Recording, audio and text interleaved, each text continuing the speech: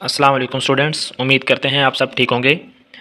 आज की वीडियो में हम आपको बता रहे हैं कि आपने 9th क्लास का प्रैक्टिकल पेपर कैसे अटैम्प्ट करना है और फेडरल बोर्ड की तरफ से जो ये मॉडल पेपर इशू किया गया है उसको आप कैसे सॉल्व कर सकेंगे और जो आपके एग्ज़ाम्स में आने हैं उसको कैसे अटैम्प्ट करेंगे, वो सारी आपको गाइडलाइंस, सारा प्रोसीजर यहाँ आपको हम इस वीडियो में बता रहे हैं। आपने सिर्फ गौर से हर बात को सुनना है। इसमें देखें, सबसे पहले मैं आप जो है वो पहले मॉडल पेपर सॉल्व कर रहा हूँ और उसके बाद क्या गाइडलाइंस हैं वो भी आपको पता चल जाएंगे, बता देंगे एंड पे, ठीक है। तो सबसे पहले हम इसका सोल्यूशन देखते हैं। इसमें क्वेश्चन नंबर 1 दिया हुआ है, ऊपर इन्होंने नोट लिखा है attempt all questions and answer the questions with in the provided spaces. कहते हैं कि जितने भी हमने आपको क्वेश्चंस दिए हैं उन सब के आपने आंसर्स देने हैं और हर क्वेश्चन का नंबर है। आपके पास प्रैक्टिकल्स में कोई यानी कि चॉइस नहीं है। जो क्वेश्चन आपको दिया गया होगा उसका आंसर आप लिखेंगे तो नंबर है, नहीं लिखेंगे तो वो नंबर आपके गए, ठीक है। वो आपके किसी काम के नहीं, वो नंबर कट जाएंगे, ठीक है। तो यानी कि प्रैक्टिकल में नंबर लेने के लिए आपको हर क्वेश्चन अटैम्प्ट करना पड़ेगा, इसमें चॉइस भी नहीं है। तो सेक्शन ए देखें, कहते हैं कि a mother and a child are at opposite ends of the playground seesaw. कहते हैं कि एक मदर एंड चाइल्ड जो हैं वो सीसा पर हैं, अपोजिट एंड्स पर, जैसा कि आपको फिगर में नज़र आ रहा है। कहते हैं कि mother weighs 690 newton and child weighs 140 newton. Mother का वेट जो है वो है 690 न्यूटन और चाइल्ड का वेट है 140 न्यूटन। उसके बाद कहते हैं mother sits 0.3 metre from the pivot. Pivot से मदर का जो डिस्टेंस है वो कितना है, 0.3 मीटर। ये बेसिकली मूवमेंट आर्म कहलाता है, ठीक है। तो ये हमारे पास है 0.3 मीटर। कहते हैं, अब ये तो था सारी स्टेटमेंट आपको दी हुई।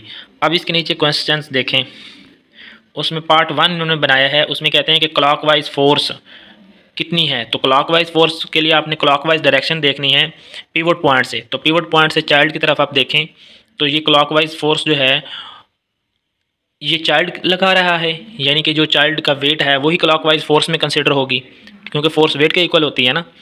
तो इसलिए हम यानी कि उन्होंने लिखा भी है ब्रैकेट में कि फोर्स बाई चाइल्ड। तो ये कितनी है, तो weight of the child is the force, clockwise force, so 140 Newton. बस इतना सा आपने लिखना है, आपका 0.5 नंबर बन जाएंगे, ठीक है। 0.5 नंबर का ये क्वेश्चन था। दूसरा पार्ट देखें, इसमें कहते हैं कि एंटी क्लॉकवाइज फोर्स, यानी कि ब्रैकेट में लिखा है मदर, फोर्स बाय मदर, यानी कि जो मदर का वेट होगा वही फोर्स कहलाएगी और एंटी क्लॉकवाइज डायरेक्शन में है पिवट पॉइंट से। तो इसलिए फोर्स बाय मदर जो है वो मदर का जो वेट होगा वही फोर्स होगी। तो वो कितने हैं, 690 न्यूटन। ओके, तो ये भी 0.5 नंबर, यानी कि यहाँ तक आपका एक नंबर बन गया। कितना आसान है, सिर्फ वेट फोर्स के इक्वल है, इतनी बात अगर आपको पता है तो आपने ये दोनों आंसर्स दे दिए, ठीक है। उसके बाद है distance of mother from the pivot. Pivot point से मदर का डिस्टेंस कितना है वो उन्होंने स्टेटमेंट में ही बताया था कि mother sits 0.3 metre from the pivot. तो ये 0.3 मीटर, ठीक है। तो 0.3 लिखा, मीटर उन्होंने खुद ही लिखा हुआ है, ठीक है। तो आपने 0.3 लिखना है जस्ट, ठीक हो गया। अब इसके बाद है write down the relevant equation and calculate the results. कहते हैं कि रेलिवेंट इक्वेशंस लिखनी है और मुमकिन हो तो डायग्राम के लिहाज से आपने रिजल्ट्स भी कैलकुलेट करने हैं। ये जो ऊपर डायग्राम दी हुई है, इस डायग्राम के लिहाज से कैलकुलेशंस अगर कहीं करनी पड़े तो इस डायग्राम को कंसिडर करके आपने वो कैलकुलेशंस करनी है। पहले तो उन्होंने कहा है कि ए पार्ट में, फोर्थ का ए पार्ट उन्होंने बनाया है 1 नंबर का। वो कहते हैं कि principle of moment, principle of moment क्या है, इसकी इक्वेशन लिखें। तो आपको पता है clockwise torque is equal to anti clockwise torque, उसी वक्त बॉडी बैलेंस्ड स्टेट में होगा। तो इसलिए sum of all clockwise torques is equal to sum of all anti clockwise torques, then body will be in balanced state. तो वही मैंने लिखा कि torque clockwise is equal to torque anti clockwise. तो क्लॉकवाइज टॉर्क जो है basically वो F1 multiplied by L1। इसी तरह एंटी क्लॉकवाइज के लिए आप F2 मल्टीप्लाइड बाई L2। जो वेट है ना चाइल्ड का वो बेसिकली W1 होगा, W1 इक्वल टू F1 लिख लें। जो मदर का वेट है W2 वो वेट F2 के इक्वल है, तो इसलिए इसको आप F2 लिख लें। और जो डिस्टेंस है आपको पास मदर का पिवट पॉइंट से डिस्टेंस वो दिया हुआ है, ठीक है। उसको आप L2 लिखेंगे क्योंकि मदर का वेट F2 है तो उसका जो डिस्टेंस है वो L2 होगा। और चाइल्ड का डिस्टेंस नहीं दिया हुआ पिवट पॉइंट से, तो ये एक चीज़ अननोन है ना। तो जो चीज़ अननोन है उसको यहाँ पर कैलकुलेट कर लेंगे, ठीक है। तो L1 एक साइड पर रहने देंगे और F2 by L2 divide by F1, values सारी गिवन है वो पुट कर देंगे और आपके पास 1.4 जो है ये आपके पास L1 यानी कि चाइल्ड का डिस्टेंस आ जाएगा पिवट पॉइंट से। उन्होंने कहा नहीं था कि आप ये कैलकुलेट करें, लेकिन उन्होंने कहा था कि इक्वेशन लिखें। इक्वेशन हमने लिख दी, उसके बाद कैलकुलेट द रिजल्ट्स दो, तो जो चीज़ अननोन थी वो हमने मालूम भी कर ली। ठीक है, उसके बाद कहते हैं clockwise movement is from the child. कहते हैं कि क्लॉकवाइज मूवमेंट क्या होगा। क्लॉकवाइज मूवमेंट का मतलब क्लॉकवाइज टॉर्क। क्लॉकवाइज टॉर्क जो है वो चाइल्ड केस के लिए है ना, तो पिवट पॉइंट से चाइल्ड ये क्लॉकवाइज डायरेक्शन बनती है।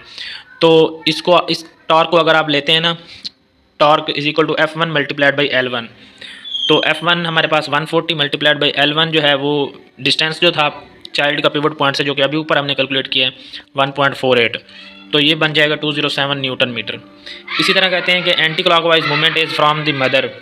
एंटी क्लॉकवाइज मूवमेंट जो है मदर का, वो आपको पता है कि वेट जो है मदर का वेट वो वेट है 690 न्यूटन। तो वो हमारे पास F2 होगा मल्टीप्लाइड बाई मदर का डिस्टेंस पिवट पॉइंट से L2 वैल्यू लिखें 207 न्यूटन मीटर। तो ये क्योंकि दोनों इक्वल आ रहे हैं इसलिए शीशा जो है वो बैलेंस्ड स्टेट में होगा। क्लॉकवाइज टॉर्क जब इक्वल होगा एंटी क्लॉकवाइज की तो शीशा बैलेंस्ड। तो ये इस तरह एक एक नंबर के ये दो पार्ट A, B और C, ये तीन पार्ट्स आपने देख लिए।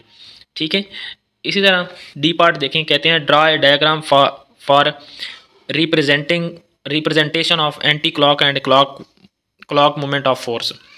कहते हैं कि आप सिंपल डायग्राम बनाएं जिसमें ये हमें नज़र आ जाए कि क्लॉकवाइज टॉर्क भी है और एंटी क्लॉकवाइज टॉर्क भी है, या क्लॉकवाइज मूवमेंट भी है और एंटी क्लॉकवाइज मूवमेंट किस तरह प्रोड्यूस हो रहा है, आपने डायग्राम बना के शो कराना है। तो वो मैंने सिंपल शीशा के डायग्राम बनाई है, दो डिफरेंट ऑब्जेक्ट्स रख दिए हैं। ठीक है, तो सेंटर से क्लॉकवाइज डायरेक्शन में एरो लगाया, ये क्लॉकवाइज टॉर्क होगा, और एंटी क्लॉकवाइज डायरेक्शन में एरो लगा दिया कि अगर इस तरह रोटेशन होगी तो एंटी क्लॉकवाइज टर्निंग इफेक्ट होगा। ठीक है, तो ये डी पार्ट हो गया। तो ये हमने सेक्शन ए हमने कर लिया है। अब सेक्शन बी शुरू हो रहा है। सेक्शन बी में देखें, सेक्शन ए हमेशा 60% का होता है, यानी कि 6 मार्क्स का होता है सेक्शन ए। तो ये ऊपर जो जितने भी क्वेश्चंस किए हैं ये टोटल 6 मार्क्स हैं। ठीक है, तो अब सेक्शन बी है जो कि 40% मार्क्स रखता है, और 40% में देखें किस तरह के क्वेश्चंस हैं। इसमें देखें वो कह रहे हैं कि write short answers of the following questions. Short answers लिखने हैं। What is vernier calliper. Vernier calliper की डेफिनेशन लिख देनी है आपने। इसका लिस्ट काउंट कितना होता है, it is instrument use to take the measurement up to 0.1 millimetre. तो आधा नंबर है, 0.5 मार्क्स का है ये। तो आपने उसके मुताबिक उतना ही अटैम्प्ट यानी कि आंसर देना है ताकि आधा नंबर मिल जाए। अगर आपने एक चीज़ भी गलत लिख दी, आप 3 सेंटेंसेस लिखते हैं और उसमें एक सेंटेंस आप एक इन्फॉर्मेशन गलत देते हैं, तो हो सकता है कि आपका आधा नंबर भी चला जाए। ठीक है, तो वो इन्फॉर्मेशन लिखनी है अगर इस तरह का क्वेश्चन है जो 100% एग्जैक्ट हो। ठीक है, उसके बाद how the least count of vernier is determined. Vernier calliper का लिस्ट काउंट कैसे मालूम करते हैं। Simple formula, smallest reading on main scale divide by total number of divisions on the vernier scale. ये फार्मूला लगाकर हम वर्नियर का या वर्नियर कैलिपर का लिस्ट काउंट मालूम करते हैं। तो आधा नंबर इसका था। ठीक हो गया, ये एक नंबर हो गया टोटल 0.5 + 0.5। उसके बाद what is meant by zero error. Zero error की क्या डेफिनेशन है। उन्होंने ये नहीं कहा कि वर्नियर कैलिपर के लिए, स्क्रू गेज के लिए या किस इंस्ट्रूमेंट के लिए जीरो एरर। तो आपकी अपनी मर्जी है कि किसी भी इंस्ट्रूमेंट को कंसिडर करके आप जीरो एरर की सही डेफिनेशन लिख सकते हैं। तो अगर मैं वर्नियर स्केल को कंसिडर करके if the zero of vernier scale can not coincide with the zero of the main scale on closing jaws then there will be zero error. तो इसका मतलब है वहाँ पर जीरो एरर एग्जिस्ट कर रहा होगा। और जीरो एरर की दो टाइप्स होती हैं, positive error, positive zero error, negative zero error. ठीक है, और अगर कोई जीरो एरर नहीं है तो मतलब सिस्टम बिल्कुल एक्यूरेट है, उसमें कोई फॉल्ट नहीं है। ठीक हो गया। उसके बाद है what is moment of force. Moment of force क्या चीज़ है। तो सिंपल मोमेंट हो या मोमेंट ऑफ फोर्स हो, मतलब इसका होता है टॉर्क। तो torque is the turning effect of the force, और इसका फार्मूला क्या है, F multiplied by moment arm. ठीक हो गया, और मोमेंट आर्म को L से शो करते हैं। ठीक हो गया। उसके बाद what do you know about the sign convention in the moment of force. कहते हैं कि आप क्या जानते हैं मोमेंट ऑफ फोर्स में जो साइन कन्वेंशन हैं। तो बच्चे ये बात आप याद रखें कि जो क्लॉकवाइज मोमेंट होता है ना, वो हमेशा नेगेटिव ले जाता है, और जो एंटी क्लॉकवाइज होता है वो जो है वो पॉजिटिव ले जाते हैं।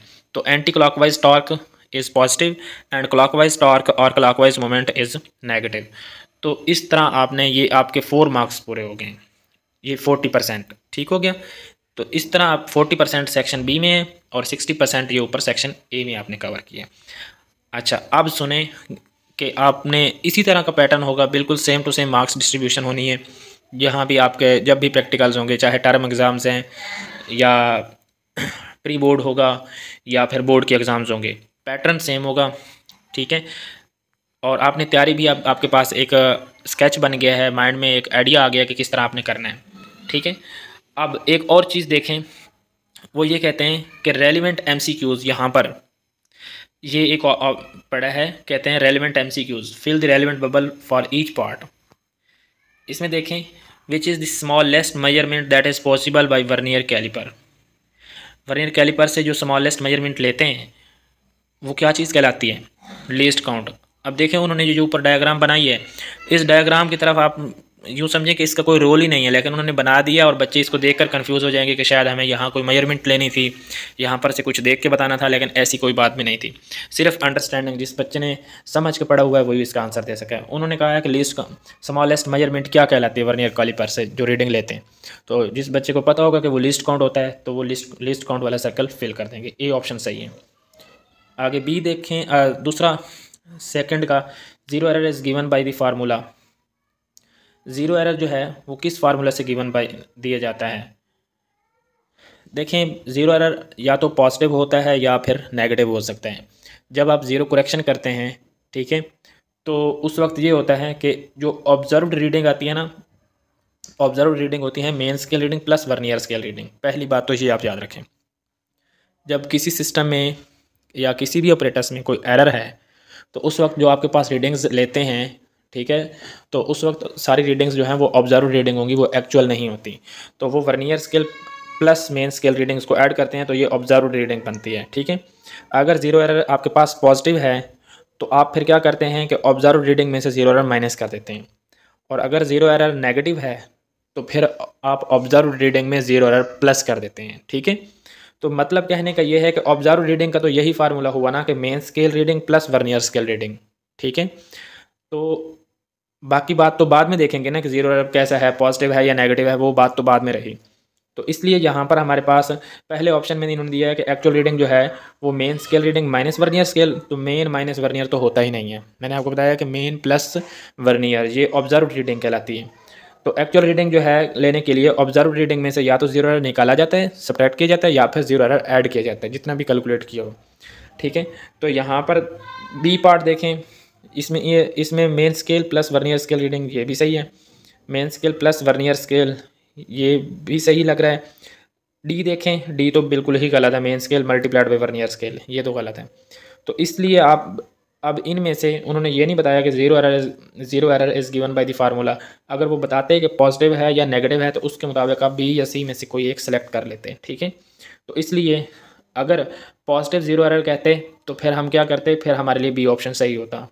ठीक है, क्योंकि पॉजिटिव ज़ीरो एरर को हमेशा ऑब्जर्व रीडिंग में से माइनस किया जाता है, और अगर नेगेटिव ज़ीरो एरर कहते हैं तो फिर हमारे पास सी ऑप्शन सही होता, क्योंकि उसे हम ऐड करते हैं। ठीक हो गया, ये याद रख लें आप। थर्ड MCQs हैं, कहते हैं कि least count of vernier calliper is, vernier calliper का लीस्ट काउंट क्या होता है जब when containing 10 vernier scale divisions. तो आपने बुक में भी ये पढ़ा हुआ है कि ये इसका जो लीस्ट काउंट है वो 0.1 मिलीमीटर होता है। ठीक है, मीटर रॉड का 1 मिलीमीटर, वर्नियर कैलिपर का 0.1 मिलीमीटर और स्क्रू गेज का 0.01 मिलीमीटर। ठीक हो गया, तो यहाँ तक आपका पेपर कंप्लीट है। अब यहाँ से इंफॉर्मेशन जो उन्होंने बोर्ड की तरफ से वो बताया हुआ है उसको समझें। कहते हैं कि FBIC प्रैक्टिकल बेस्ड असेसमेंट जो है, ये जो PBA सिस्टम इन्होंने लगाया उसके लिए गाइडलाइंस इंस्ट्रक्शंस देखें। There will be 2 sections in PBA paper, 2 section होंगे A and B। There will be 1 having parts in it, जिसमें सेक्शन A होगा जिसमें एक क्वेश्चन होगा जिसके पार्ट्स होंगे। Similarly in section B there will be 1 question having parts, उसमें भी एक क्वेश्चन होगा जिसके फिर पार्ट्स होंगे। ठीक है, in section A question 1 will be based only on 1 experiment taken from part 1 of the list of the practical. नीचे लिस्ट ऑफ प्रैक्टिकल आपको अभी दिखाएंगे, उनमें से क्वेश्चन 1 बनना है जो कि 6 नंबर का होना है। ठीक है, इसी तरह सेक्शन B है, उसमें कहते हैं कि question number 2 will be based on multiple experiments taken from part 2 of the list of the practicals. ठीक है, इसका मतलब है कि क्वेश्चन नंबर 2 जो होगा वो मल्टीपल एक्सपेरिमेंट्स से लिया जाएगा जो कि पार्ट 2 में दिए गए हैं। उसके लिए ये नहीं है कि वो एक ही प्रैक्टिकल की बेस पर एग्जिस्ट करेगा, ऐसा नहीं है। ठीक है, जो पार्ट 1 वाला है वो किसी एक एक्सपेरिमेंट की बेस पर सारे क्वेश्चन पूछे जाएंगे। ठीक है, लेकिन जो पार्ट 2 में है उसमें मल्टीपल एक्सपेरिमेंट्स जो कि उस पार्ट 2 के अंदर एग्जिस्ट कर रहे हैं उनमें से कोई ना कोई एक यानी कि एक नंबर का हाफ ऑफ मार्क्स का क्वेश्चन पूछा जा सकता है। ठीक है, आप समझें। उसके बाद फोर्थ पॉइंट है ratio of part 1 practicals is 60% while ratio of part 2 is 40%। ये पहले आपको बता दिया कि पार्ट 1 जो होगा वो 60% और पार्ट 2 जो है वो 40%। 60% का मतलब 6 क्वेश्चंस, ठीक है, या यूँ समझें कि 6 से ज़्यादा भी हो सकते हैं अगर वो हाफ ऑफ नंबर का भी कोई क्वेश्चन बनाते हैं तो। अच्छा जी, उसके बाद डायग्राम इफ़ आस्क्ड फॉर, अगर डायग्राम कही गई है तो ड्रा करनी है वरना नहीं करनी। In the new pattern of practicals PBA there will be no marks for practical notebook. कोई प्रैक्टिकल नोटबुक के नंबर नहीं है, ना ही कोई वाइवा के नंबर है। However, students may record procedures, observation, operators, and calculations etc. on any type of plain paper, worksheets, practical folder of their future memory of all aspects of practical performance in order to attempt PBA exams amicable। इसका मतलब ये है कि जो board की तरफ से ना तो कोई नोटबुक रिकमेंडेड है, ना ही कोई वाइवा लिया जाएगा। बोर्ड की तरफ से ये है कि आप अगर लैब में आप प्रैक्टिकल परफॉर्म करने जाते हैं तो अपनी मर्ज़ी से किसी रफ़ रजिस्टर पर आप नोट करें, किसी नोटबुक पर करें, अपने फ्यूचर यूज़ के लिए वो आपका अपना मामला है। ठीक है, उससे ये नहीं है कि वो बोर्ड की तरफ से कोई चेकिंग होगी कि आपने वाकई कहाँ नोट किया हुआ है, ऐसा कोई बात नहीं है। ठीक है, लेकिन एक बात है वो ये है कि it may be noted that performance of all prescribed practicals is mandatory in the laboratories during whole academic year and only those students will be able to attempt PBA who will have performed the practicals in the laboratories as per requirement of each practical। यहाँ इन्होंने ये कहा है कि जो भी बच्चा practical का एग्ज़ाम ये इस तरह का देगा, PBA सिस्टम में अपेयर होगा, सिर्फ वही अपेयर हो सकेगा जिसके बारे में स्कूल वेरीफाई करेगा कि इस बच्चे ने हमारे पास प्रैक्टिकल्स परफॉर्म किए हैं। ठीक है, तो जिस बच्चे का रेगुलर एडमिशन जाता है तो ज़ाहिर बात है हर बच्चे के लिए स्कूल रिकमेंड करता है, तो इसके लिए परेशानी की कोई ज़रूरत नहीं है। हाँ, अगर कोई प्राइवेट एडमिशन्स भेजते हैं तो उनके लिए मसाइल होते हैं। ठीक है, लेकिन जो रेगुलर एडमिशन किसी स्कूल की तरफ से भेजते हैं तो उनके लिए किसी तरह का कोई मसला नहीं होता, क्योंकि स्कूल खुद ही रिकमेंड कर देते हैं। रेगुलर स्टूडेंट हमेशा ही परफॉर्म करते हैं। ठीक है, लैब्स में अब जो लिस्ट है कि कौन कौन से प्रैक्टिकल्स हैं पार्ट 1 में, तो ये 5 प्रैक्टिकल्स जो हैं जो बोर्ड की तरफ से रिकमेंडेड हैं, जिसमें 60% यानी कि पेपर होना है। अगर क्वेश्चन 1 ये प्रैक्टिकल 1 आया ना तो समझो 6 नंबर इसी के होंगे, इसी टॉपिक के रिलेटेड। अगर क्वेश्चन प्रैक्टिकल नंबर 2 में से कोई आ गया, यही कोई प्रैक्टिकल नंबर 2 आ गया तो समझो 6 नंबर इसी के होंगे, यानी कि इसी के बेस पर 6 नंबर क्वेश्चन पूछे जाएंगे। अगर थर्ड में से आ गया तो समझो कि 6 नंबर के क्वेश्चन सिर्फ इसी एक प्रैक्टिकल के मुताबिक पूछे जाएंगे। समझ आ रही है अब? तो यानी कि 1 से लेकर 5 तक यही पैटर्न। लेकिन जो आगे पार्ट 4 है, पार्ट 2 है, ये 40% है 4 मार्क्स का। तो इसमें ये होगा कि जो 4 मार्क्स होंगे वो इन 5 प्रैक्टिकल्स में से मिक्सअप होगा, यानी कि 1 नंबर का किसी प्रैक्टिकल में से पूछा जाएगा, हाफ नंबर का किसी से पूछा जा सकता है। ठीक है, 2 नंबर का किसी और एक्सपेरिमेंट से पूछा जा सकता है। तो ये इस तरह होगा। ठीक है, तो ये उम्मीद है आपको ये वीडियो अब समझ आ गई होगी प्रैक्टिकल्स के बारे में कि फ़िज़िक्स का प्रैक्टिकल हमने कैसे अटैम्प्ट करना है। तो उसके लिए ज़रूरी है कि आप लोग जो हैं, जिस बच्चे ने सिलेबस तैयार किया है, बुक पढ़ी है, टॉपिक्स समझे हैं, रेगुलर लेक्चर्स लिए हैं, उसके लिए प्रैक्टिकल्स अटैम्प्ट करना कोई मसला नहीं है। ठीक है, लेकिन जो सुस्त रहे हैं या इनएक्टिव समझें तो अगर वो भी अपने आप को अलर्ट कर लें तो वो भी कर सकते हैं, कोई पैटर्न ये मुश्किल नहीं है। ठीक है।